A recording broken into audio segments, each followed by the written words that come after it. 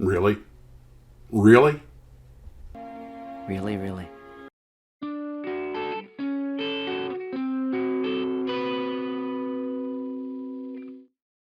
Well, hello, Glue Troopers, and welcome to another episode of Max's Models. So, first off, big shout out to my sister-in-law, Andrina, for making me a couple of more Max's Models t-shirts. I'm sure you'll be seeing those in upcoming videos. So, I finished the Monogram Jeep and truck that Bruce gave me, and I managed to not lose a single part or even break a single part. All wheels on, no axles broken, no nothing, which is pretty common with those models. And I'm taking my photos, getting ready to adjust the backgrounds, do some things, turning them around, turning the base around and stuff. And then when I start taking pictures again, lo and behold, the whole thing just falls off the shelf. I managed to catch the truck, and those infantry types are pretty indestructible. But the Jeep hit and sure enough snapped off the front axle as well as the Jerry Cannon rear tire, but they're an easy replacement. So after all that, just a moment's inattention and there she goes. So the worst part of all that wasn't breaking the Jeep axle off right at the nub, which I did. But I think the worst part for the guys was the Germans were watching. Oh, did that give them such a chuckle from across the Tarbis. Even the Japanese exchange officer observer despite how stern-faced he is, he got a tickle out of that too. So while the Germans were laughing, I was picking up pieces, and I've got it back in the repair shop. The guys will be bivouacking on the shelf while it's in the motor pool. But the one saving grace of all this is the Jeep only sat on 3 wheels at a time, so at least now I can get that axle position properly so that it'll sit on all 4 wheels. And of course, it's a butt joint glue repair, so I'm letting it sit totally stationary overnight to make sure it hardens nicely, and then I'll very quietly and carefully put it permanently on the shelf. Oh well, such are the joys of model building. So, also got the Aero Commander underway, getting it painted, and I'm putting a pretty basic paint scheme on it. At first I thought about, how do I want to detail this out and do all this exotic stuff? I was like, you know what?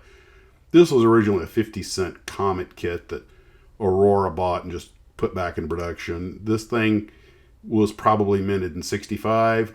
It's sadly really not that great a kit, but it's a 1950s mold. So I figured, you know what? Let's just build it the way you would have built it in the 50s. Make a nice, basic, presentable build. I'll weather it up just a little bit. So I got it kind of done, posed it for some pictures under the artwork and everything. And I figured, what the heck? I'll see if maybe there's some possibility the old decals might still work after 50 years. Or, gosh, more than that, 60 years. Wow. So I tossed them in some water. It took a couple of hours of soaking, but I actually did get the end number to sort of lift. I put it on the model, see how it looked. In both cases, the end crinkled off. I don't know why, but the rest of the number kind of went on okay. So I'm going to go ahead and give the others a shot. I'm going to let them soak for hours and hours, and maybe I can reuse a few of them. If not, it'll just go up as a basic build. Be honest, I'm kind of surprised they worked at all, but you have to think about it. When these decals were printed, most likely the Beatles were landing in New York City. So, the latest 65, 66, but maybe even as early as 63, 64.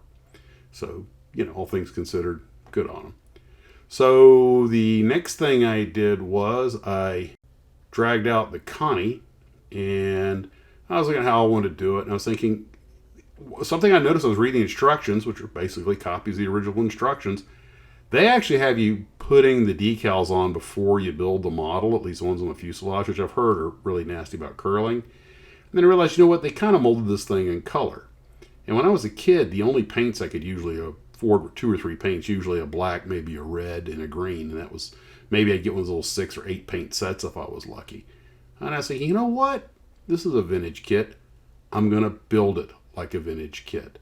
I'm going to go ahead and make it the way I'd make it when I was 12 years old. Maybe a little bit of paint, but I'm just going to go ahead and put the model together and let it be in situ in color. I'll probably doll it up a little bit, but I'm not going to get all into the rescribing and repainting and putty and sand. I'm just going to build it like I would have built it when I was a kid and just see how it looks with a real basic build.